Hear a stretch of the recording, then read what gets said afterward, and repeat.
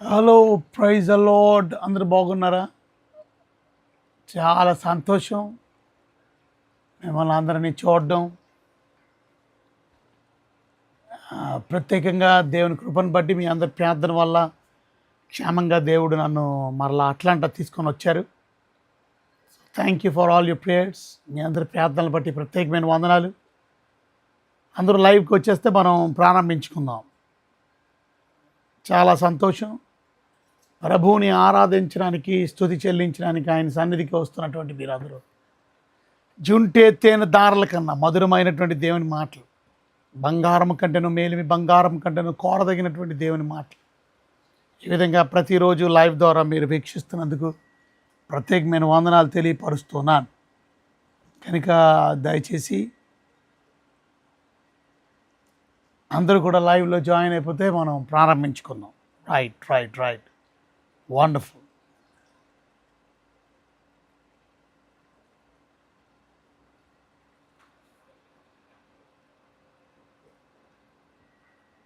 ఈరోజు ప్రత్యేకమైనటువంటి వర్తమానం ప్రకటన గ్రంథం 11వ అధ్యాయంలో నుంచి మనం చూస్తున్నాం. సో ప్రకటన గ్రంథం మీ దగ్గర బైబిల్స్ ఉంటే దయచేసి బైబిల్స్ని తెరిచి ప్రకటన గ్రంథం 11వ అధ్యాయము చివరి వచనాన్ని చూద్దాం. ప్రకటన గ్రంథం 11వ అధ్యాయము చివరి వచనం. అందరూ వస్తుందా? సంథింగ్ ప్రాబ్లం ఉంది ఇక్కడ నాకు. మీరందరూ చూడగలుగుతున్నారా?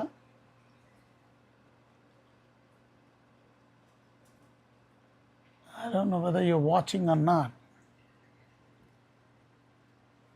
నాకు ఇక్కడ మీరు ఎవరు కనపడటం లేదు.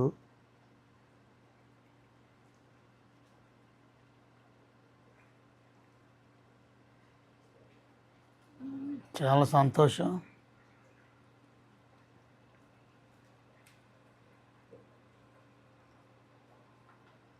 ప్రకటన గ్రంథంలో నుంచి మనం వింటూ వస్తున్నాం.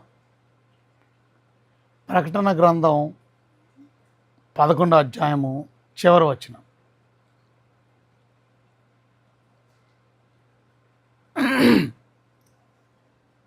బైబిల్స్ ఉంటే దయచేసి మీ బైబిల్స్ చూడండి. ప్రకటన గ్రంథం 11వ అధ్యాయం చివరి వచనం. మరియు పరలోకమందు దేవుని ఆలయము తెరవబడగా దేవుని నిబంధన మందసము ఆయన ఆలయములో కనబడెను. అప్పుడు మెరుపులను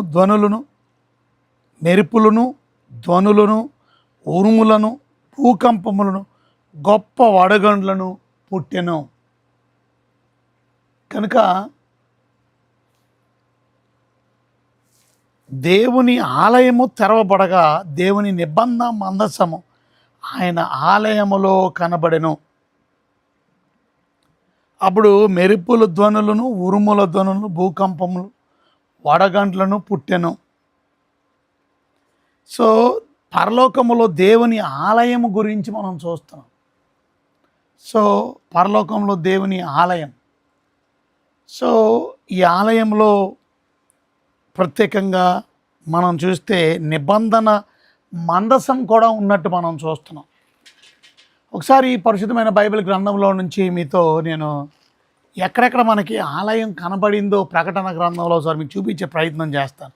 మీ దగ్గర బైబిల్స్ ఉంటే దయచేసి ప్రకటన గ్రంథం 3వ అధ్యాయం 12వ వచనం మనం చూస్తే 3వ అధ్యాయం ప్రకటన గ్రంథం 12వ వచనంలో జయించు వానిని నా దేవుని ఆలయములో ఒక స్తంభముగా చేసేదను, అందులో నుండి వాడు ఇక మీదట ఎన్నటికి వెలుపలికి పోడు. మరియు నా దేవుని పేరును పరలోకములో నా దేవుని యొద్ద నుండి దిగి వచ్చుచున్న నూతనమైన యెరూషలేమును నా దేవుని పట్టణపు పేరును నా క్రొత్త పేరును వాని మీద రాసేదను. సో ఇక్కడ మనం చూస్తే జయించు అని నా దేవుని ఆలయంలో ఒక స్తంభముగా చేసి, దేవుని ఆలయము అనే మాట మనం ప్రతిసారి మన ప్రకటన గ్రంథం 3వ అధ్యాయము ఇక్కడ 12వ వచనంలో మనం చూస్తున్నాం. ప్రకటన గ్రంథం 7వ అధ్యాయము 15వ వచనం చూడండి ఒకసారి. ప్రకటన గ్రంథం 7వ అధ్యాయము 15వ వచనం. అందువలన వారు దేవుని సింహాసనం ఎదుట ఉండి రాత్రింబగళ్ళు ఆయన ఆలయములో ఆయనని సేవించుచున్నారు. చూసారా, రాత్రింబగళ్ళు ఆయన ఆలయములో, అంటే పరలోకములో ఆయన ఆలయాన్ని మనం చూస్తున్నాం. ఆయన ఆలయంలో మనం స్తంభాన్ని చూసాం. ఆయన ఆలయంలో మనం సింహాసనం చూసాం. ఆయన ఆలయంలో బలిపీఠాన్ని చూసాం. ఇప్పుడు ఆయన ఆలయంలో మరి ప్రత్యేకంగా నిబంధన మందసాన్ని చూస్తున్నాం. పరలోకం ఆలయంలో మనం చూస్తున్నటువంటి విషయాలు మనం గమనిస్తున్నాం. 7వ అధ్యాయం 15వ వచనం, అందువలన వారు దేవుని సింహాసనం ఎదుట ఉండి రాత్రింబగళ్ళు, ఆ దేవుని సింహాసనం, ఆయన ఆలయంలో ఆయన సింహాసనం ఉంది. ఆయన సింహాసనంలో రాత్రింబగళ్ళు ఆయన ఆలయంలో ఆయన్ని సేవించుచున్నారు. చూసారా, రాత్రింబగళ్ళు ఆయన ఆలయంలో సేవిస్తున్నారంట. ఈరోజు మనం నేర్చుకోవాల్సిన ప్రాముఖ్యమైనటువంటి విషయం, దేవుని బిడలంగా సింహాసనాసీనుడైన వాడు తానే తన గుడారము వారి మీద కప్పును. సో పరలోకంలో ఆయన ఆలయాన్ని గురించి మనం చూస్తున్నాం. దేవుని ఆలయం పరలోకంలో ఉన్నట్టు మనం చూస్తున్నాం. ఆలయంలో ఉన్నటువంటి మందసాన్ని మనం చూస్తున్నాం. ఇంకా ఎక్కడెక్కడ ఆలయం గురించి ఇవన్నీ నోట్ చేసుకోండి ఒకసారి. 14వ అధ్యాయం ప్రకటన గ్రంథం, 14వ అధ్యాయం 15వ వచనం. ప్రకటన గ్రంథం 14:15 మనం చూస్తే, అప్పుడు మరి ఒక దూత దేవాలయము నుండి వెడలి వచ్చి, ఎక్కడి నుంచి వచ్చిందంటే దేవాలయము నుండి వెడలి వచ్చి, ఆ దూత ఎక్కడి నుంచి వచ్చాడు? దేవాలయము నుంచి వెడలి వచ్చి, చూస్తున్నారా మీరు 15వ వచనంలో, భూమి పైరు పండి ఉన్నది, కోతకాలం వచ్చి ఉన్నది, నీ కొడవలి పెట్టి కోయమని గొప్ప స్వరంతో ఆ మేఘం మీద ఆసీనుడై ఉన్న వానితో చెప్పాను. సో ఎక్కడి నుంచి వచ్చాడు ఈ దూత అని మనం చూస్తే, దేవాలయము నుండి వెడలి వచ్చి, దూత ఎక్కడి నుంచి వచ్చాడు? దేవుని ఆలయములో నుండి, పరలోకములో ఉన్నటువంటి దేవుని ఆలయంలో నుండి వచ్చాడు. 17వ వచనంలో కూడా మనం చూస్తే, ఇంకొక దూత పరలోకమందున్న ఆలయములో నుండి వెడలి వచ్చెను, ఇతని యొద్ద వాడి గల కొడవలి ఉండెను. పరలోకమందున్న ఆలయములో నుండి వెడలి వచ్చాను. సో ఎంతమంది గమనించారు పరలోకంలో ఆలయాన్ని గురించి? మనం కేవలం 11వ అధ్యాయం ప్రకటన గ్రంథంలో మనం 19వ వచనంలో, మరి పరలోకమందు దేవుని ఆలయము తెరవబడగా, so you're seeing the temple of God in heaven. So temple of God మనం చూస్తున్నాం. అది మనం 3వ అధ్యాయం 12వ వచనంలో చూసాం, 7వ అధ్యాయం 15వ వచనంలో మనం చూస్తున్నాం, 14వ అధ్యాయం 15వ వచనంలో మనం చూస్తున్నాం, అలాగే మనం 14వ అధ్యాయం 17వ వచనంలో కూడా మనం చూస్తున్నాం. ఇంకా మనం చూస్తే 15వ అధ్యాయము 5వ వచనం చూడండి ఒకసారి. 15వ అధ్యాయము 5వ వచనం, అటు తర్వాత నేను చూడగా సాక్ష్యపు గుడారము సంబంధమైన ఆలయము పరలోకమందు తెరవబడెను. ఏమిటంటే, అటు తర్వాత నేను చూడగా సాక్ష్యపు గుడార సంబంధమైన ఆలయము పరలోకమందు తెరవబడెను. So you see the temple. So దేవుని ఆలయాన్ని గురించి అదే 16వ అధ్యాయము 17వ వచనంలో మనం చూస్తే, 7వ దూత తన పాత్రను వాయుమండలం మీద కుమ్మరింపగా సమాప్తమైనదని చెప్పుచున్న యొక్క స్వరము గర్భాలయములో ఉన్న సింహాసనము నుండి వచ్చెను.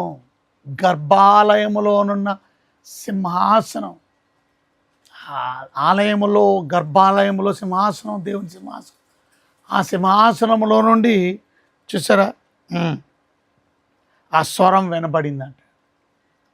సో దేవుని ఆలయాన్ని మనం పరలోకంలో చూస్తూ ఉన్నాం. So the heavenly holy of హోలీస్లో మనం పరలోకపు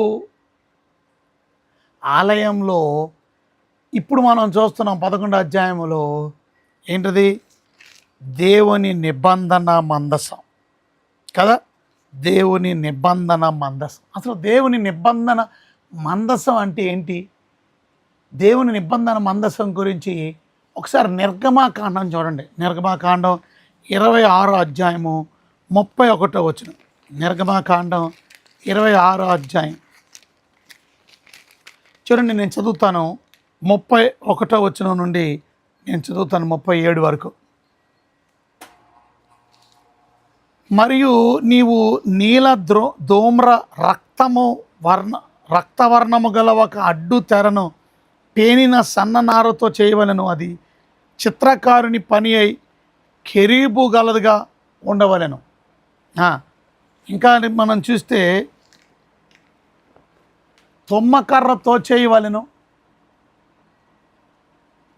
బంగారపు రేకు పొదిగించిన 4 స్తంభముల మీద దాని వేయవలెను. దాని వంకులు బంగారువి, దాని దిమ్మలు వెండివి. ఆ అడ్డుతెరను ఆ కొలుకల క్రింద తగిలించి సాక్ష్యపు మందసము అడ్డతెరలోనికి తేవలను. ఆ అడ్డుతెర పరిశుద్ధ స్థలమును అతి పరిశుద్ధ స్థలమును వేరు చేయను. అతి పరిశుద్ధ స్థలములో సాక్ష్యపు మందసము మీద కరుణాపీఠము ఉంచవలను. అడ్డుతెర వెలుపటి బల్లను ఆ బల్ల ఎదుటి దక్షిణపు వైపునున్న మందిరం యొక్క ఉత్తర దిక్కున దీపవృక్షమును ఉంచవలను. మరియు నీల ధూమ్ర రక్తవర్ణము గల పేనిన సన్ననారతో చిత్రకారుని పని అయిన తెరను గుడారపు ద్వారమునకు చేయవలెను. ఆ తెరకు 5 స్తంభములను తుమ్మకర్రతో చేసి దానికి బంగారు రేకు పొదిగింపవలెను. దాని వంపులు బంగారువి, వాటికి 5 ఇత్తడి దిమ్మలను పోయవలెను. ఇది ఇన్స్ట్రక్షన్స్ మనకి ఇచ్చాడు దేవుడు. ఈ రకంగా దేవుని యొక్క ఆలయాన్ని భూమి మీద మనం చూసాం. ఆలయాన్ని గురించి మనం ఏ రకంగా ఆలయంలో మనం ఎవరికైనా ఎక్కడ ఉన్నారు కరుణాపీఠం చూసాం. అలాగే సాక్ష్యపు మందసం మీద ఆ కరుణాపీఠాన్ని ఉంచడం మనం చూసాం. సో దేవుని వాక్యం వింటున్నటువంటి మీరు ఇందులో నుంచి మీకు ఏం అర్థమవుతుంది? దేవుని వాక్యం ప్రకటన గ్రంథంలో నుంచి ఈ నిబంధన మందసం మనం నేర్చుకోవాల్సినటువంటి 4 ప్రాముఖ్యమైన సత్యాలు త్వరగా చెప్పి నేను ముగిస్తాను. 22వ వచనంలో మనం చూస్తే నిర్గమాకాండం 25:22లో పడమట తట్టు మందిరం యొక్క వెనుక పక్కకు 6 పలకలను చేయించవలెను. కనుక మనం చూస్తే పడమర ఒక్కొక్క పలక క్రింద 2 దిమ్మలు, 20 పలకలు, వాటి 40 వెండి దిమ్మలు ఉండవలెను. సో ఇవాళ మనం నేర్చుకోవాల్సిన ప్రాముఖ్యమైన విషయం 25వ అధ్యాయం ఒకసారి చూడండి. 25వ అధ్యాయము ప్రకటన నిర్గమాకాండ 25వ అధ్యాయము 22వ వచనం ఒకసారి చూస్తే 25:22లో అక్కడ నేను నిన్ను కలుసుకొని, చూసారా, దేవుడు కలుసుకునే చోటు కరుణాపీఠం మీద నుండి శాసనములు గల మందసము మీద నుండి 2 కెరీబుల మధ్య నుండి నేను ఇజ్రాయిల్ నిమిత్తం మీకు ఆజ్ఞాపించు సమస్తమును నీకు తెలియపరచదను. సో దేవుడు ఆ కరుణాపీఠం దగ్గర నుంచి, లేకపోతే ఆ మందసం నుండి దేవుడు ఏం చేయాలో నీకు తెలియపరుస్తుంది. సో ఇవాళ మన జీవితంలో సెంటర్ ఆయన ఉండాలి, అది మనం అర్థం చేసుకోవాలి. కనుక దేవుడు ప్రాముఖ్యంగా ఎంచుకోవాలి. ఎందుకంటే బలిపీఠం దగ్గర మనం చూస్తున్నాం, కరుణాపీఠాన్ని మనం చూస్తున్నాం. ఆ నిబంధన మందసం మనకి జ్ఞాపకం చేసేది ఏంటంటే ఆయన సన్నిధిని జ్ఞాపకం చేస్తుంది. ఆయన సన్నిధిని మనకి గుర్తు చేస్తుంది. సో గాడ్స్ ప్రజెన్స్, అక్కడి నుంచి దేవుడు నీతో మాట్లాడతాడు. దేవుని నిబంధన మందసం మనకి రెండోది జ్ఞాపకం చేసేది ఏంటంటే ఆయన ట్యాబ్లెట్స్ ఆఫ్ ద లా అనగా ఆ రాతి పలకలు, ఆజ్ఞ పలకలు, అహరోను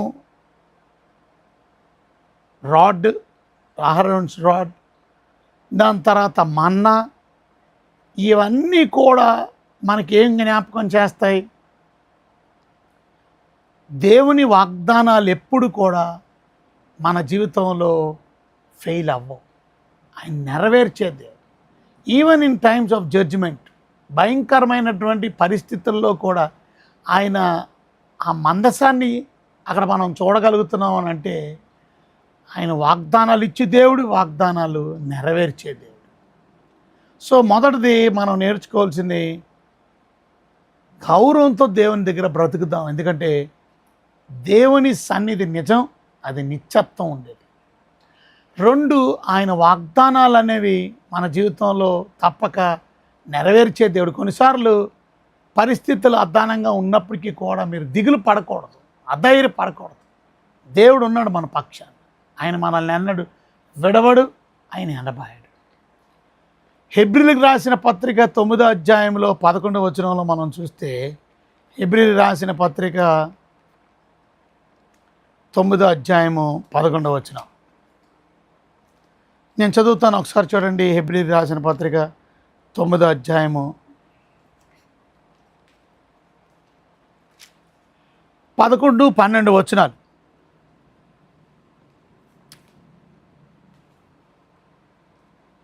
అయితే క్రీస్తు రాబోవుచున్న మేలు విషయమై ప్రధాన యాజకుడిగా వచ్చి తానే నిత్యమైన విమోచన సంపాదించి హస్తకృతము కానిది అనగా ఈ సృష్టి సంబంధము కానిదియు, ఇంకా ఈ సృష్టి సంబంధము కానిదియు మరి ఘనమైనదియు పరిపూర్ణమైనదియునైన గుడారము ద్వారా మేకల యొక్కయు కోడెల యొక్కయు రక్తము కాక తన స్వరక్తముతో ఒక్కసారే పరిశుద్ధ స్థలములో ప్రవేశించను. సో ఇవాళ మనకి ఆ కోవెనెంట్ దగ్గర మనకు జ్ఞాపకం చేసుకోవాల్సింది, దేవుడు యేసుక్రీస్తు మనకు అల్టిమేట్ సాక్రిఫైస్గా ఆయనే ఆ నిబంధన మందసం దగ్గర మనం చూసాం. యేసుక్రీస్తు రక్తం మనల్ని సంపూర్ణ, గొర్రెల యొక్క మేకల యొక్క రక్తం కాదు, అనగా క్రీస్తు యొక్క కృప, ఆయన మెర్సీ, ఆయన దయ మనకి అందుబాటులో ఉండడం. సో దాని అర్థం ప్రతిరోజు మనం ప్రార్థనలో ప్రభు సన్నిధిలోకి వెళ్ళినప్పుడు, ప్రభువా నీ కృప నా మీద ఉంచారు, నీ దయ నీ జాలి నా మీద ఉంచారు, ప్రభువా నన్ను మీరు మీ రక్తం పెట్టి ప్రోక్షించి నన్ను పరిశుద్ధపరిచారు, అందును బట్టి మీకు స్తోత్రాలు, అందును బట్టి మీకు వందనాలు. ఇవాళ మందసం మనకి జ్ఞాపకం చేసేది. ప్రకటన గ్రంథంలో ఆయన మందసం దగ్గర మనం చూసాం.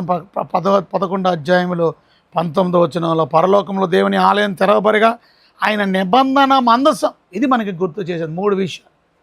కనుక ఆయన నిబంధన మందసము ఆయన ఆలయములో కనబడెను. ఆయన ఆలయం ఉందనే దాని గురించి రెఫరెన్స్లు మీకు చూపించాను. ఇంకా మనం చూస్తే ఆయన నిబంధన మందసం ఆయన ఆలయంలో కనబడను. అప్పుడు మెరుపుల ధ్వనులను, ఉరుములు, భూకంపము, వడగళ్ళును పుట్టెను. ఏం జ్ఞాపకం చేస్తాయి ఇవన్నీ? దట్ గాడ్స్ పవర్, దేవుని శక్తి. కనుక ఆ గాడ్స్ పవర్ గురించి మనం నేర్చుకోవాలి. ఈరోజు మనం నేర్చుకోవాల్సింది, అందుకనే దేవుని యందు మనం భయభక్తులు కలిగి పరిశుద్ధతలో నడవాలి. ఎందుకంటే ఆయన భీకరుడు. Remember that God is both merciful, ఇందాక చదువుకున్నాం, అండ్ జస్ట్. ఆయన నీతిమంతుడు. కనుక ఆయన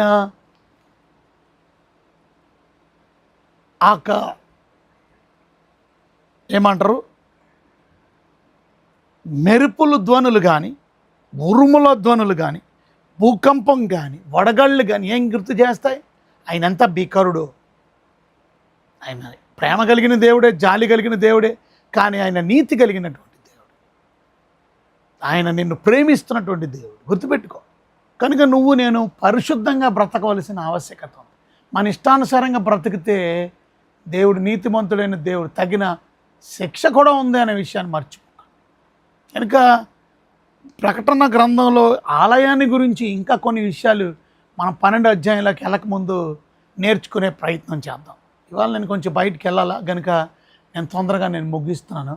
కనుక మీరు అర్థం చేసుకోవాల్సిన విషయం, దేవుని ఆలయాన్ని గురించి, ద టెంపుల్ ఆఫ్ గాడ్ హెవెన్లో మనం చూస్తున్నాం. 3వ అధ్యాయం 12వ వచనం మరి ప్రకటన గ్రంథంలో చూసాం. 7:15, 14:15, 14:17, అలాగే 15:5 నుంచి 8 వచనాల వరకు మనం చూసాం. 16వ అధ్యాయము 1వ వచనం, 16వ అధ్యాయము 17వ వచనం, ఇవన్నీ మనకి జ్ఞాపకం చేస్తున్నాయి ఆయన ఆలయాన్ని గురించి. ఆయన ఆలయంలో ఉన్నటువంటి ఆ కరుణాపీఠం గురించి, లేకపోతే ఆ మందసాన్ని గురించి, నిబంధన మందసం గురించి ఏం అర్థం చేసుకున్నాం, ఏం నేర్పించింది నిబంధన మందసం నేర్చుకున్నాం. కనుక దేవుని యందు భయభక్తులు కలిగి నీతిగా నమ్మకంగా యథార్థంగా ఆయన రాకడ కొరకు బ్రతకండి. రేపు ఆయన సన్నిధిలో, ఆయన ఆలయంలో మనం ఆయనతో పాటు ఆయన్ని మనం ఆరాధిస్తూ, దేవదూతలతో పాటు పరిశుద్ధులతో పాటు ఆ దేవుడిని మనం ఆరాధించవలసిన వారు. కనుక దేవుని యందు భయభక్తులతో మీరు నేను నమ్మకంగా జీవించి అటు కృప దేవుడు మన అందరికీ అనుగ్రహించి తోడే ఉండి కాపాడిని కాదు. God bless you. ప్రార్థన చేస్తాను. ప్రభా మీకు ఎన్నో వందనాలు. ఎత్తుబడిన వాక్యం అందరూ హృదయాలు ఫలింపజేయండి. ప్రభు భయభక్తులతో మేము బ్రతికాం. మీ కృప మా ఎడల ఉంది, మీ ప్రజెన్స్, మీ సన్నిధి ఉన్నది మా పట్ల. అంత మాత్రమే కాదు తండ్రి, మీ నిబంధన మందసం, మీ కృపను జ్ఞాపకం చేస్తాం. మేకల యొక్క, గొర్రెల యొక్క రక్తం క్రీస్తు రక్తం ద్వారా మా ప్రోక్షించబడి మా ప్రతి పాపము నుండి కడిగి శుద్ధి చేసి మీ కృపను బట్టి మీకు స్తోత్రాలు, వందనాలు, స్తుతులు సమర్పించుకుంటున్నాం. మిమ్మల్ని గణపరుస్తున్నాం తండ్రి. నమ్మకంగా, నీతిగా, యథార్థంగా బ్రతికే వారిగా సిద్ధపరచమని నన్ను కూడా క్షేమంగా మరి తీసుకొని వచ్చారు. నా విమాన ప్రయాణాల్లో మీరు తోడుకోండి, క్షేమంగా నడిపించారు. లైవ్లో వాక్యం అందించడానికి కూడా సహాయం చేసి, వాక్యంలో ఆసక్తితో విన్న బిడ్డలందరినీ పేరు పేరు వరుసను దీవించి ఆశ్రయించు. బిడ్డలు మీ చేతికి సమర్పించుకుంటూ యేసయ్యఘనమైన నామములో మీకు ఇంత బ్రతిమలాడి శుద్ధించి ప్రార్థించి అడిగి నేను ఎంత వేరుగున్నాను మాత్రం. ఆమేన్, ఆమేన్. గాడ్ బ్లెస్ యూ అండి. దేవుడు మిమ్మల్ని నిండుగా, సమృద్ధిగా, నిండారుగా దేవుడు దీవించి ఆశీర్వదించును గాక. So God bless you. Thank you for watching. So మీరందరూ లైవ్లో వచ్చినందుకు వందనాలు. రాజారావు గారు praise the Lord, God bless you. Ratan Raju గారు praise the Lord. Lakshmi praise the Lord అమ్మ. సునీత ఎల్ఎంఎల్లి praise the Lord. Aksha Kalyani praise the Lord, God bless you. Aluri Rakesh praise the Lord. Dhanalakshmi praise the Lord. Yesu Babu pastor గారు praise the Lord. KV Prasadarao గారు praise the lord. సౌజీ Prashant garu praise the lord. Thank you, love you all, God bless you అండి. రేపటి దినం మళ్ళీ కలుసుకుందాం. ఇంకా ఆలయం గురించి మరెన్నో విషయాలు మనం నేర్చుకునే ప్రయత్నం చేద్దాం. దాని తర్వాత 12వ అధ్యాయంలోకి వెళ్దాం. దేవుడు మిమ్మల్ని నిండుగా, సమృద్ధిగా, నిండారుగా దేవుడు దీవించి ఆశీర్వదించిన గాక. God bless you all. Take care.